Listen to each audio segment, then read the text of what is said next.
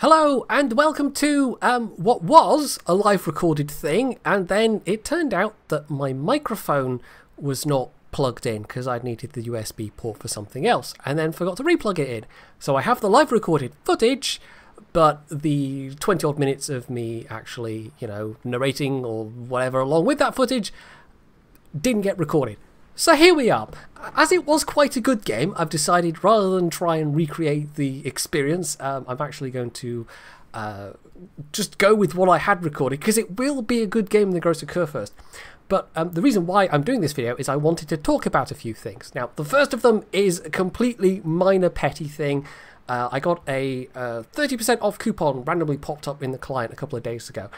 And then I discovered I couldn't actually use it for anything apart from premium time or buying some of the permanently available premium ships in the website shop. All of which I already have through a combination of buying them, being gifted them, or getting them out of some kind of crate. So, not very useful. Oh yes, also, this was the perils of live recording. Both TC Freer and Arun ended up messaging me as I was doing this. So, anyway. So, yeah, this was a thing where I was thinking, okay, I'll go and spend some money. And then I discovered, actually, no, I can't even buy just some doubloons with this voucher. So, it seemed a bit weird to me. This is, me as somebody who has spent a bunch of money in this game already.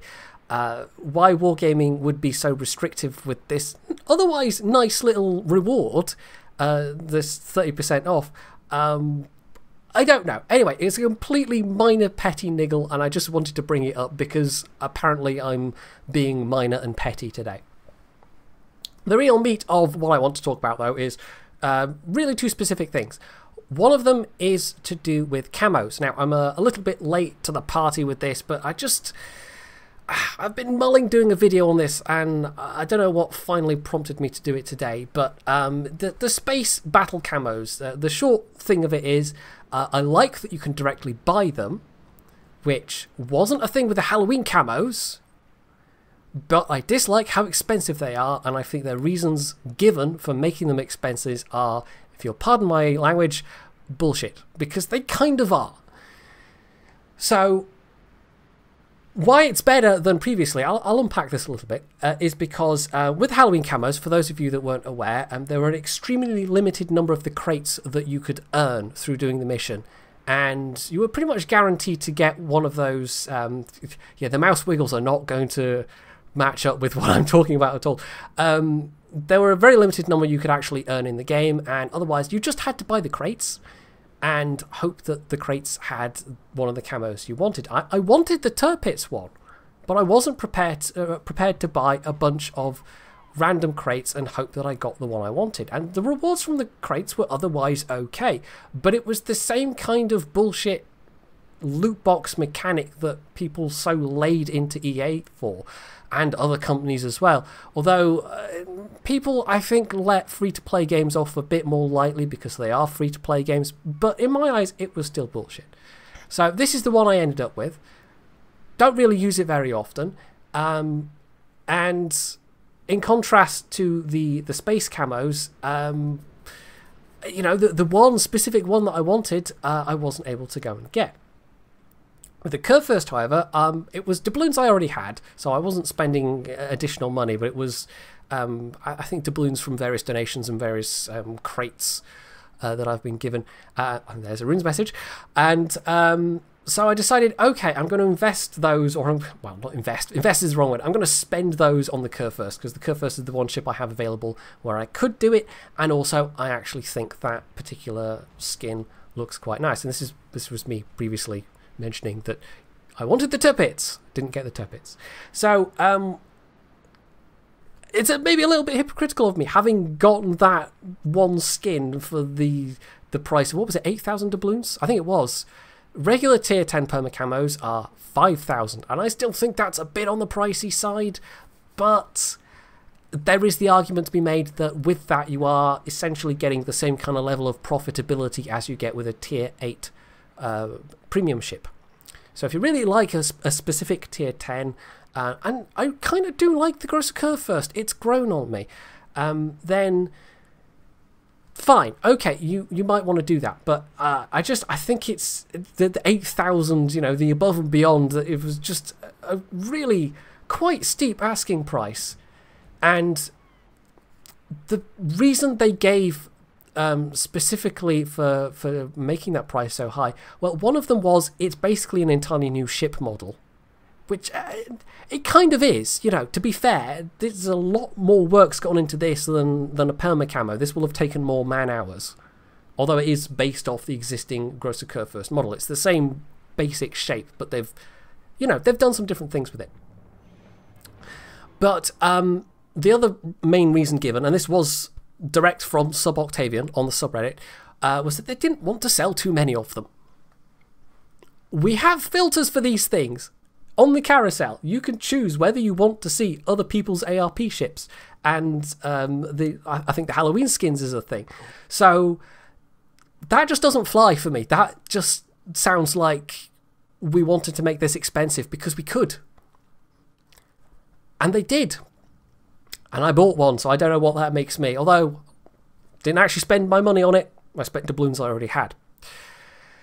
The reason why this really, I'm not okay with this especially, is because, and we've had this before. We've been here before with all the bundles bullshit. Back in the day, you go back to, when was it, 2015, 2016, with World of Tanks? And they started selling premiums only in bundles, and that was creeping into warships as well. It was pricing some people out really badly of being able to afford any of these things. And the reason it was an issue is because you look at the various server regions, Wargaming seems to have this bad habit of pricing things based on like the richer parts of those regions. And so you've got people, like a whole bunch of Polish players, for example, people in the Baltic states, people further east than that, where you know, average wages are a lot lower, and so the asking price of even just a skin like this becomes really quite expensive. And it becomes, you know, somebody might really want it, but it becomes priced out for them effectively. And so that's the part that really kind of irks me as a player and somebody who represents the community in some teeny tiny minor way.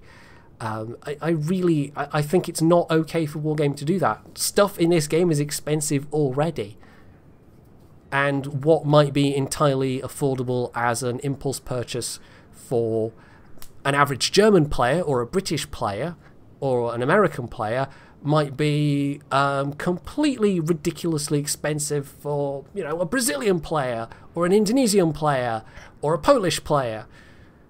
So that's one of the big reasons why I feel like they're stiffing certain sections of the community and just not thinking about them at all. And so this is where I have the problem with these skins. And I know I'm not the only person that by a long shot that thinks these are ridiculously expensive for what they are. And what they are is pretty nice. They are nice models for the most part, and there's maybe actually one or two others I might have considered buying in place of this, but like I said, this is the only of the tier 10s that I have where one of those skins was available. Now there is a silver lining with this, in that it has been announced that there's going to be the introduction of essentially a new currency, and it's not clear yet if you'll have to buy it or if you will be able to earn it in-game, or if it'll be a mixture of both. It might be one they even make only earnable in-game, as with the bonds system in World of Tanks, which to my eyes would be fine. The purpose of this new currency will be to buy stuff that you missed out on buying previously because maybe you hadn't started playing the game at that point. Stuff like these camos, stuff like the ARP ships, stuff like the Halloween skins, and as I say, there's actually one or two of the Halloween skins I wouldn't mind having.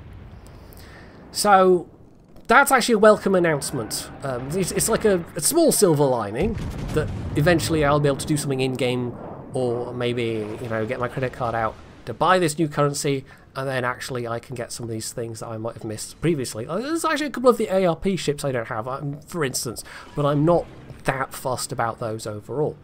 But there might be other people that really want them, that never got the chance to actually grind those missions because they weren't playing at that point.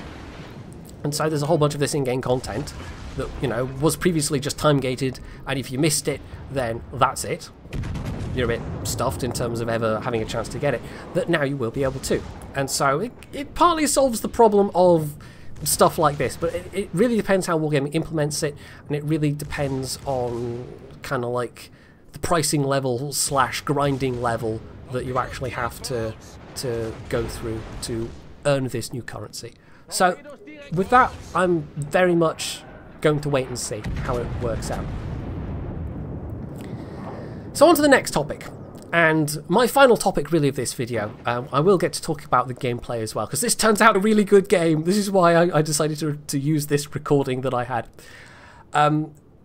Basically, I am in a position of seriously considering being a community contributor again, but I'm feeling a little bit cautious about it for really one primary reason. The reason why I am considering it again is because Wargaming have made some reasonably big changes within EU and within the community contributor program as a whole. And, you know, I've still been in contact with Wargaming people. I still chat with, you know, Mr. Conway and Phelan and a couple of other people on a regular basis. And I actually had Lord of Droid, who's like the community team manager guy for warships on EU. I mean, that's one of the things they've done with EU, is they've split warships and tanks into separate community teams. And they've now got, you know, new lines of communication opened up, and they're trying to think about things on a bit more global basis now as well, which is a really good thing. When we don't quite have the balkanization anymore. So there's some good stuff going on in terms of them trying to evolve the program a bit, and personally I think they are genuinely trying to change this to make it better. But one of the main reasons why I'm hesitant to even consider just going back as a warships contributor, because this is what Jingles did. He went back specifically as just a warships contributor, and he's left World of Tanks off to the side, and I would probably do the same. I don't really have that much interest in testing out new tanks premiums anymore, and it was a bit much on my plate doing both at the same time in terms of especially new premiums coming out, if I'm honest. But also I feel like the warships devs just listen more. That's one of the big reasons why I would specifically be more happy to go back as a warships contributor. I mean, I'm also incredibly rusty at tanks. I don't play tanks that much these days. I don't enjoy playing tanks a huge amount that much these days, so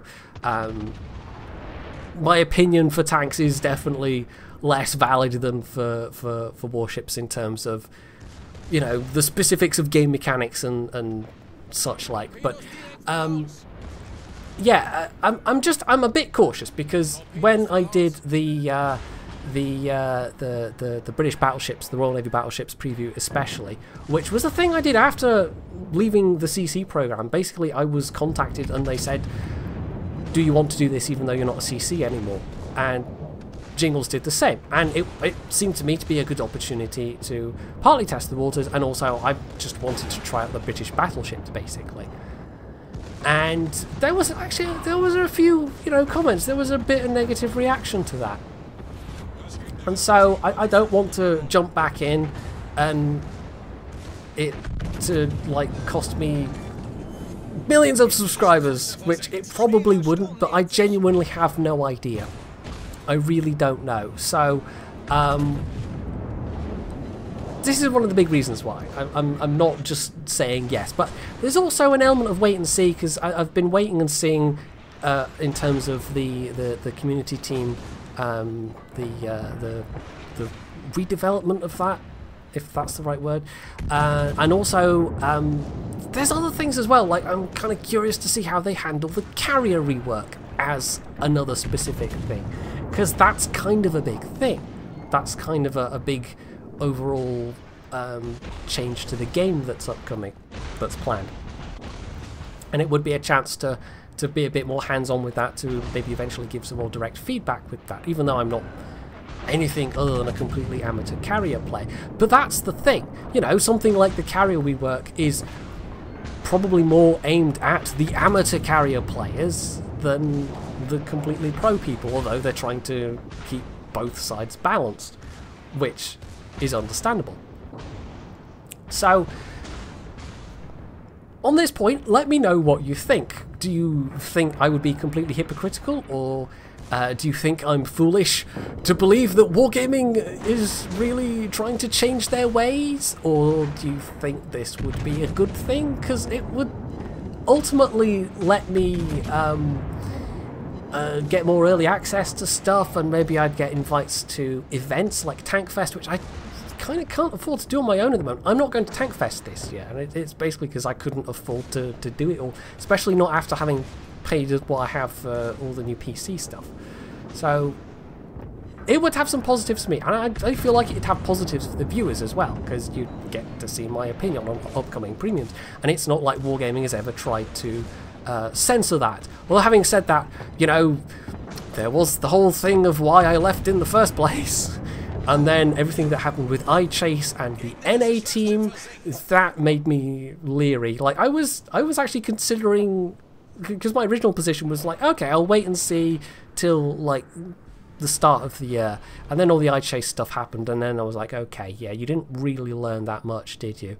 And they kind of they corrected their mistake a lot quicker, but everything that it wasn't just iChase, it was also the Graf Zeppelin itself, the state that came out in. Yeah, it made me leery. It made me more cautious. So that's why we've come to this point, several months into the year, when I'm only now starting to feel like Wargaming has genuinely tried to make good the mistakes they've made previously, and they've more gotten these structures in place and for the community team generally.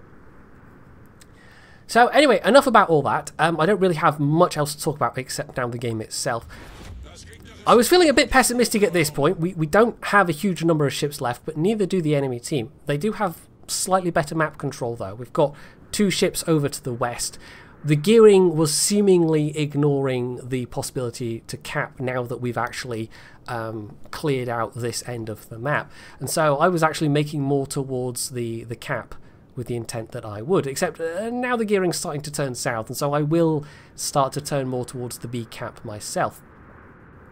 And we do have 1 more ship than they do, so we've got a slight advantage right now, but the team is a bit split up.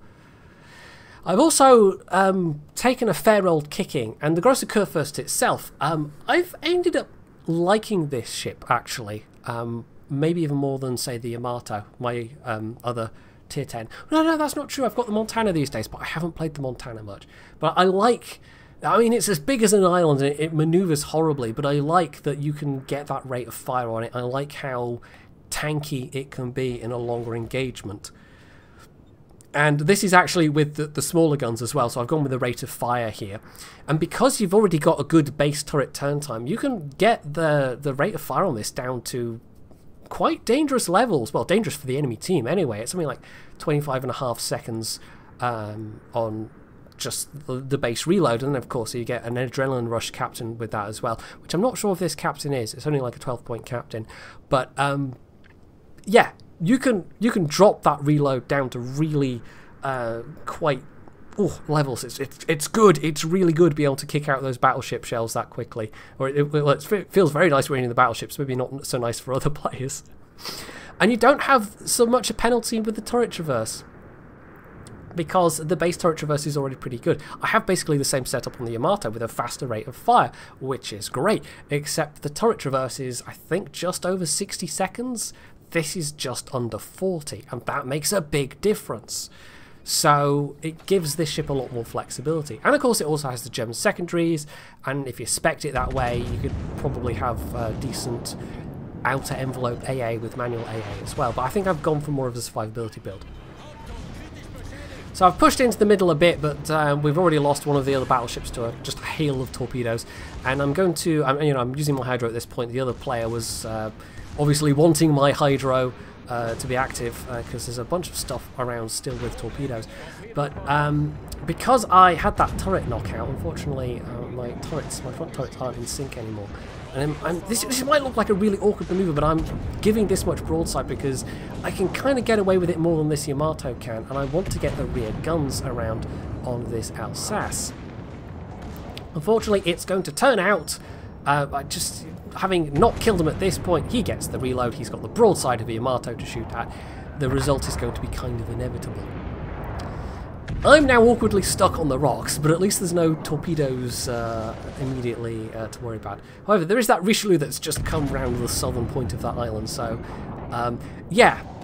This is the part, the part even, I was trying to say point and part of yeah, anyway, whichever word there, take your pick. This is the part where I was starting to think, I'm probably going to sink here, so I was actually aiming to maybe try and get close enough to ram. But because I'm quite hard to citadel, especially at this range, this is a much better situation for me than this Alsace. And I do at least have the island between me and the Richelieu as well. The rest of the team, meanwhile, I mean, we are... they're doing okay. You know, the gearing has been a bit cautious. The gearing is actually going to turn out to have done better than I thought. But the Zhao and the Shimakaze managed to successfully take A, and they're now dealing with that other remaining battleship. And so it's just me and this Richelieu. And although I have taken a completely thorough kicking, and there we go, the Shima just killed them, the Missouri it was. I'm still very much alive, and I still have that fast reload, and I've got the secondaries. And although I manoeuvre horribly, I've managed to get myself off the rocks at least. So even if I die here, we're probably going to now win this. Because there's enough time that even if this guy ran to a corner, if he used the speed boost and managed to get away from the Zhao and the gearing, we've got the cap points. So it wouldn't matter. There's enough time for us to overtake them in terms of victory points. But as it is, it kind of felt like I actually now have a decent chance of taking him down. Although I've not on a lot of hit points at this stage. So, over 200k damage. You can see why I decided to use this one. It is a very, very, not stereotypical, but it's a good example of a good Großer Kurfürst game where you take an absolute beating and yet still come out of it alive.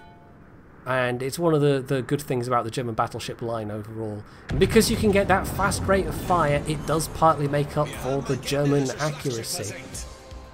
And so it almost kind of ends up being much like a much punchier Scharnhorst than maybe any of the other battleships, just because you've got that rate of fire. So close quarters, Dreadnought, unsurprisingly, and the high caliber, over 2k base XP, over 200k damage done. I felt like that was a pretty decent game. Yeah, I did. So anyway, even if I hadn't been recording it live, if I just had that one randomly whilst playing, you'd definitely be seeing it on the channel, because there was a bit of action there, I like to think. So that's kind of it for this video, more or less. I am genuinely curious to see what people think about the idea of me coming back as a community contributor for warships specifically. I don't doubt that there will be some people who are wary of the idea, but I'm willing to give wargaming another chance, basically, and if everybody else doesn't think I'm just being a complete hypocrite, then I think I probably will end up going for it sooner rather than later. So anyway, hopefully you enjoyed this semi-live video, and if you did, you can hit the like button, you can leave any comments below, you can sub to my channel if you haven't already, and as always, stay tuned for more.